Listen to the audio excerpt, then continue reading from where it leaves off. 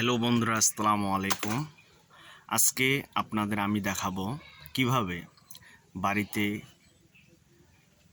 আদা চাষ করা হয়। আপনারা সবাই চেষ্টা করে দেখতে পারেন। আপনাদের বাড়ির আশেপাশের জায়গা ফাঁকা না রেখে আপনারাও এভাবে আদা চাষ করলে লাভবান হবেন।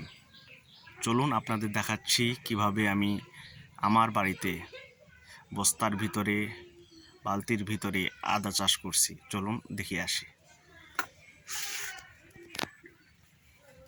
এই হচ্ছে আমার আদার গাছ, বস্তার ভিতরে বালতির ভিতরে লাগিয়েছি।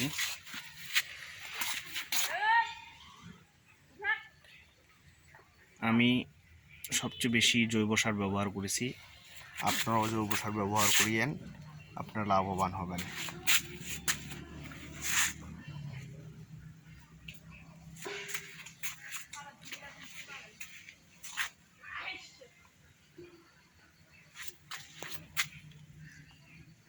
যখন এই আদা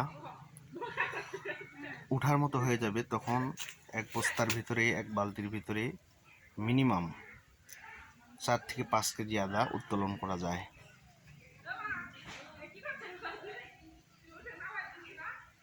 আপনাদের বাড়ির আশেপাশে ফাঁকা জায়গায় আপনারা এইভাবে আদা লাগাইতে পারেন। ধন্যবাদ বন্ধুরা, আসসালামু আলাইকুম। আপনারা সবাই ভালো থাকেন। খোদা হাফিজ।